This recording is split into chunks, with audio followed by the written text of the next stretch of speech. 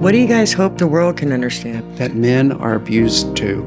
I had such fear to close my eyes and go to sleep at night. But I think if we ever got to speak to all the men who committed suicide and really got to talk to them, we would find out that they had been abused. We have to start to ask Yeah. boys and young men the questions.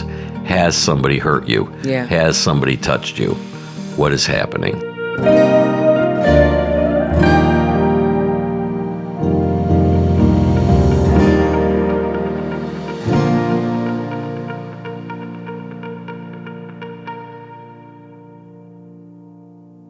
Well, I want to start off with this episode just thank you guys so much for being here, John Michael and Bob. This episode is going to it's going to just be a killer of an episode. I don't know how we're going to keep it together. It's kind of like you shouldn't put us in the same class together and sit us next to each other, right? We might get in trouble. I don't know whose idea it was to put us on the same podcast. Oh, that was my idea. Yeah. But you guys said yes. And I so. second. It was an inspiration from above. Yeah. The three of us. It really was. Yeah. Yeah. Yeah. I'm a big fan of both of you. Oh my God. Well, when you said the chance to sit next to this one, I was like, oh my God, yes. Oh, well, I'm the one that's honored. I just want to hold one of his gold medals. Do you still have your gold medals? I do. Okay, now I want to hold them. I do, Joe. They're in a box though. That's Behind- the first thing I said. Or something. We can go dust his medals. Absolutely. The Yeah. first thing I asked him when we met was, could I hold one of your gold medals? I don't know what to say. I'm speechless on that. That's so interesting that you say that because that's such a part of my life that I'm still struggling with. Yeah. You know, because those gold medals hold so much other than just winning. Yeah. It held all the people that were behind it. Yeah. Understood. And I'm trying to help you build new memories with it, positive Totally. pathways. Changing Like the- actually enjoy. And that's something I work on all the victories. time. Oh, yeah. I finally have them out and they're displayed. They're in Yeah. a glass case. And so it's like, I look at them every day. Yeah. So it's a big step Good. because I'm starting to realize the happiness that's involved with it too. Mm. To be able to do that at that age and to get to travel and be a part of that, that's special. And yeah, so I'll go back and look at them differently now. I'm Well, sure. and you're talented. I mean, you got to give you a gift. Well, thank you, Bob. Mhm. And so are you. Thank you. And so are you. So what brings you guys hope? What does hope mean to you guys? Endless possibilities. It's hope is like, I look at the two of you and I see hope. You both just throw it out there and it's there. And I think that's one of the things I really, really love about it. And just watching what you both are doing and changing the world the way you're doing it and the lives you're changing. And Bob, the hope that you carried after what you went through just a week ago and how you handled that and with the boys that you work with. Thank you. You're amazing. You're very kind.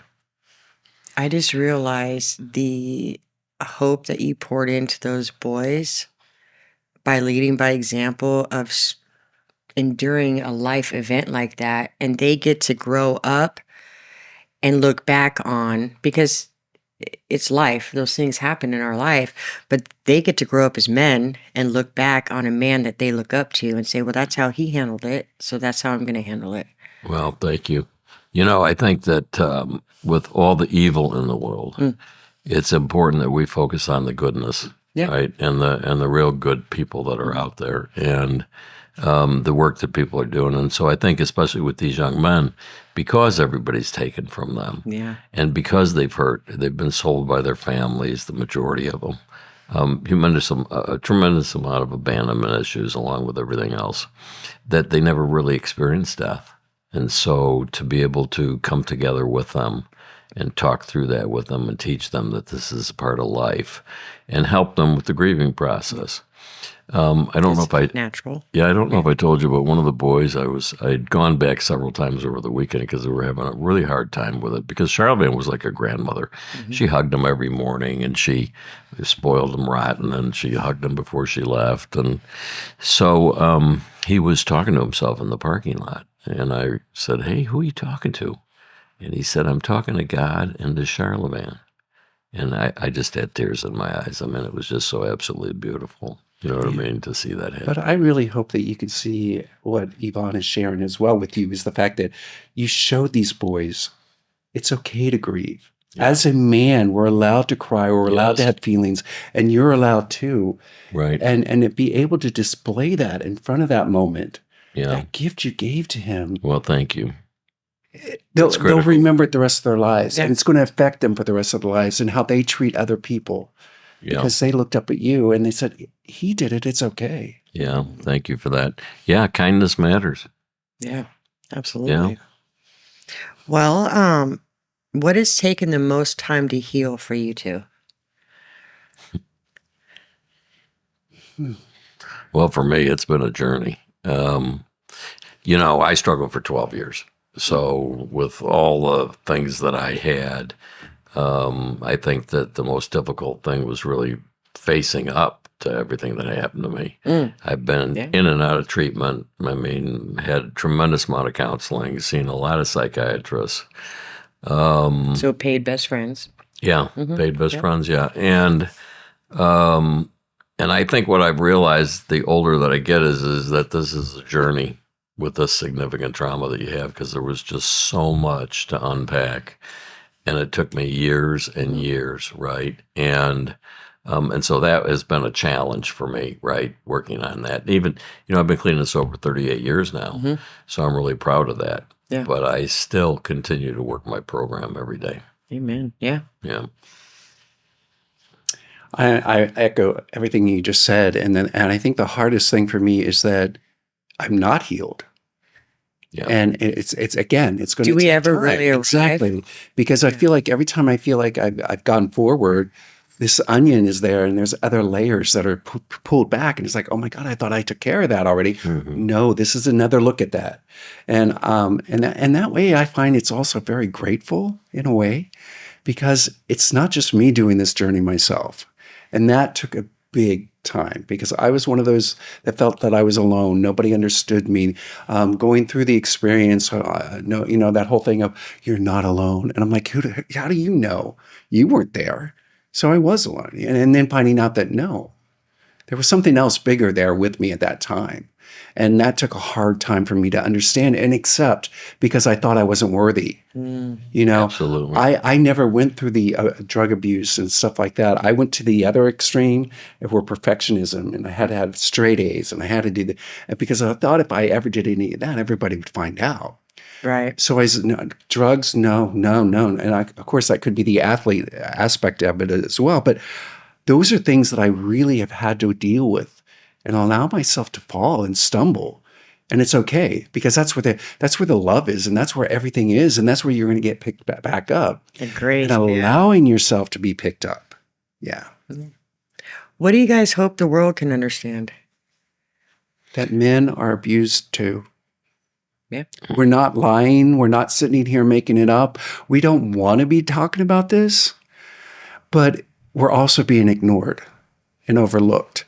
And we see that everywhere, you know, and I'm not trying to take away, like we talked about in our panel yesterday, we're not taking away from women who have been abused. Is that how you feel sometimes? Oh, yeah. I have been in rooms where people have asked me to leave because I was not a woman. Oh. At a conference. I wish I would have been with you. That You know, and I was like, yeah. No. Okay. And they said to me, you're just a privileged white male. So I want to say this year at the Just Conference has probably been the most male survivors I've ever seen in one place. And it's always been a struggle to find a male voice, one that was even willing to speak, which I get it, but to get through that guilt and shame, because it almost seemed like it was more intensified in a man than a woman. And so because it does happen to boys and it does happen to men, their identity is shaken. And I'm not a man, so it's really hard for me to, you know, say, well, on this level, you know, there's this, but even to say a man can't be raped. Yes, he can. Well, that's, you know, so it's hard for me to wrap my head around, you know, that it's just hard for me to wrap my head around that there wouldn't be male survivors. There absolutely is. But sometimes it's hard to find them? Well, it's really good to see the work that Yeah. the Just Conference is doing and Shared Hope International. But the reality is, this is an epidemic in this country. All right, people have got to start to talk about it and get their heads out of the sand. It's been happening for years. All right, the data's there. All right. But in all the trainings and everything that we talk about, we see girls and women, and obviously it's horrific, and we don't want to take Well, anything away from there's the some girls. grants they won't even give it to you unless it's a girls only thing, and I'm That's like, what? absolutely correct. And we're fighting that uphill battle every day. Yeah. And the myth is boys can get away. The myth is it doesn't happen to boys. And when it is reported, because boys just don't come forward right away because of the stigma, they're going to be identified as gay or whatever the situation is. Right. We just had a case come in the past week where it's an FBI case where local law enforcement, the boy did an outcry. They didn't believe him. Right. Right. Told them specifically they didn't believe him. But the FBI did, and they picked up the case and brought him to us. So there's so much education and awareness that has to happen, and people have to start to talk that this is a reality, that this is happening to boys every day, and young men. And at the end of the day, if we don't start to educate the public and start putting pictures of boys and young men in our trainings, if we don't start citing the data that's out there, and even when they do an outcry, law enforcement typically lists it as a sexual assault. And if they investigate it, which is very rare, when in fact we know it's sex trafficking in many cases, nothing happens. All right, because the general consensus is, you wanted it, you deserved it, all those types of things, and we all know It's children cannot psychologically consent. damaging to a man. Yeah. It just is. There's so Absolutely. much. Demasculizing. Yes, We are completely broken down. Yeah. right. Yeah. Because there's certain things about sex I think that men are taught as young boys, or what is appropriate and everything, and to have it turned and have that taken to a level that has not been talked about, we ourselves are no longer men. Okay. Right. Well, I have a really good next question then. What labels or assumptions have you had to overcome? You just had like 100 pop in your head, huh? I did. Yeah. I did. Well, we've been talking about them right now. Boys can't be raped. If it happened, you wanted it, and it boggles my mind because of the fact is that people weren't there. Why did it happen? I don't know how many people have asked me. There I was, 14 years old, my first experience in a Motel 6 with a 60-year-old doctor, and I can't move. Well, why can't you move? The door was right there. Why didn't you get up and run? I don't know. I can't explain it to you. And it's this thing that happens. The body just shuts down. And I'm sitting there because at 14, first of all, this is my first sexual experience. So is this really happening? What's going on? And then the thing that's really frustrating, and I don't know about anybody else, but my body was reacting. And I didn't want it to. I was not sexually attracted to this person. I never wanted that, but I didn't know what was going on. So, and of course, we don't hear what they're saying to us at that time. He's like, "Oh, you must really like that. You like the way I touch you there. You like this," and you're like, "Yeah." Obviously, it's showing, and so it's embarrassing. It's demasculating. I felt like I was no longer myself, Right. And as it's going on, you just lose your sense of who you are. Did I want to fight back? Yes, I wanted to hit him. I wanted to fight back. But one, I didn't know how. Right. And two, I was in such shock and overwhelmed by what my body was doing that I didn't know. And I had no idea that it was over. Right.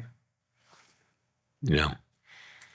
When I was first raped, I spent 10 days in the hospital because he beat me to a pulp, and I had felt that I had lost everything, that my manhood had been taken.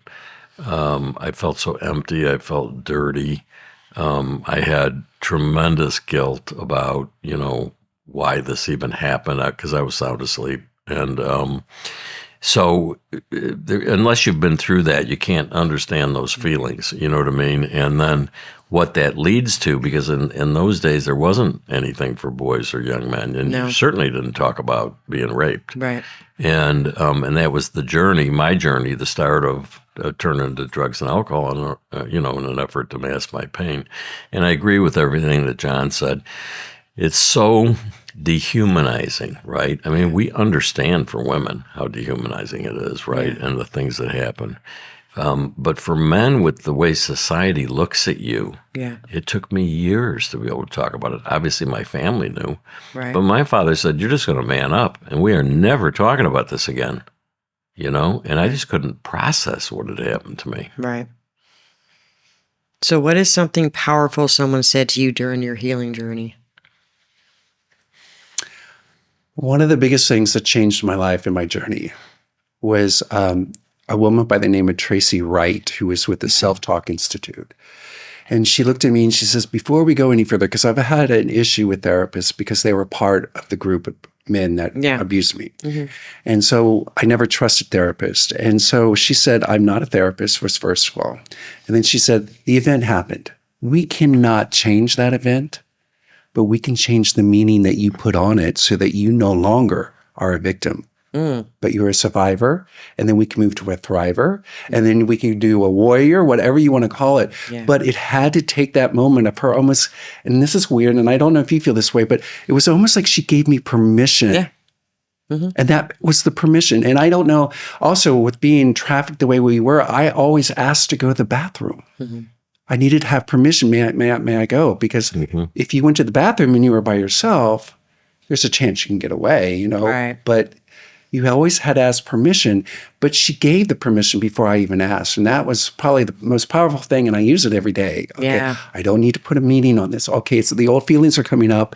That's old feelings. That doesn't mean anymore. Yeah. They're not here. So that's why I call us, and I've drilled it since 2012. I'm an overcomer. We're overcomers. Oh, survivor. No, overcomer. I love that. Because there's victim, survivor. And it's this never ending cycle that you can just get sucked in. And I'm like, no, I'm an overcomer. Absolutely. Yeah. And an overcomer sounds like you're not done with it, but you're at a different level. Yeah. Where victim and survivor, they go back in hand. And we victimize ourselves so many times. Yeah. I mean, even to this day, I still feel like I can put myself in that hole real quick. Yeah, no question. For me, it was actually very similar. I had, as you know, struggled for 12 years, and on the streets and so on and so forth. And I got clean and sober, but 10 years into my sobriety, I knew that I was not mentally healthy, all right? And I still had so much baggage and so much stuff. And I heard about this program at the Meadows in Wickenburg, Arizona, called Survivors 1 and 2, And so I thought, okay, I'm gonna go and I'm gonna try it out and see if they can help me, because I had such fear to close my eyes and go to sleep at night. All right. And when you have to get up 25 times a night and make sure the door's locked, make sure the windows are locked, sleep on the gun next to the bed, it's not normal, right? So I'd gone through this and I had a tremendous amount of anger. All right, because I really lost 12 years of my life, and I was very angry. And at some point, and my counselor was also a survivor. And so we were going through our session, and she looked at me and she said, "Can I ask you a question?" And I said, "Absolutely." And she said, "When are you going to quit being a victim?" Oh. And because I can teach you how to be a survivor. Sometimes we need the truth, right? Yeah. And I thought, and I really gave that a lot of thought, and I thought, boy, I kind of like being a victim. You know what I mean? It's all I knew. Exactly. I didn't know how to be. Yeah, I didn't know how to be a survivor. And she taught me that. And that was when the green light went on for me. Oh. And I really started to heal. Right. So what do you want the world to understand through this platform today? Well, if you had listened to us talk today, you have two different experiences, but yet they're very similar.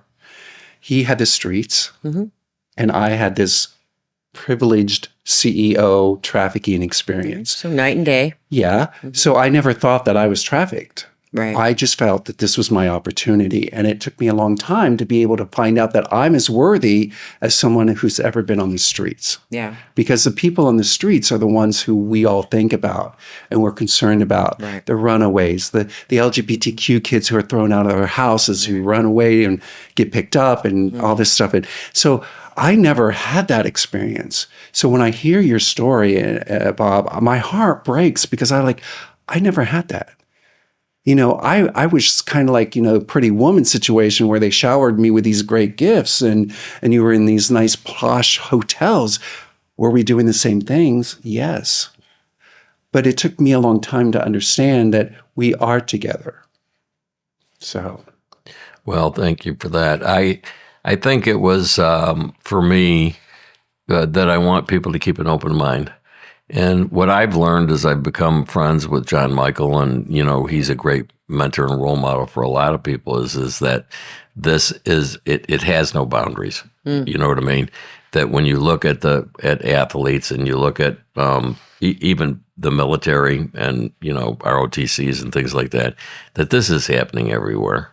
And there's a new statistic that has recently come out that every 9 minutes a boy is sexually abused. And so it's not just with the ordinary things that we think about. Wow. And so my hope is that people will keep an open mind and an open eye out.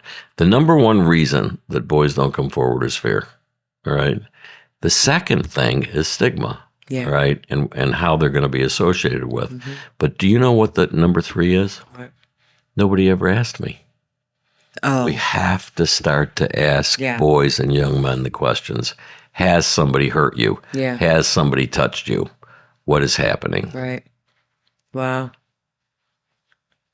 So it just made me think of all these agencies that have street kids come in for services. Because even when I was on the streets, there was at least the place on the corner I can get some razors or shower stuff or whatever and then bone out. They are trained to ask certain questions, and I'm wondering if they ask the boys those questions. Right. And we need universal screenings. Yeah. Right. Wow. And that's part of the other issue is that when we do universal screenings, especially with the See It, we see clear concern. And if there's clear concern, then we can, investigate it further. Yeah. All right. And I just also want to add that talking to boys is different than talking to girls. Absolutely. And so many programs are focused, and I'm so grateful that they have been focused on how female-centric. But just taking that and changing the pronouns is not going to work. And unfortunately, males and females are wired differently. Exactly. That's Right. the bottom line. Right. It's just, I can't ask my I have 2 daughters, and I can't ask them the same question. They're completely different people, but you throw my son into it, I'm definitely not asking a girl and a boy the same question and expecting the same answer out of them. It's just going to be completely, it might not even matter. you Right. know? Well, not only that, we have to be culturally sensitive Yeah. because of the way boys are raised in different cultures. Yeah. Right. And Well, if you have a teenage girl promiscuous, that's what they would call her. But you have a teenage boy, and they're both in high school, and you have a teenage boy acting the same way. He's a stud, yeah.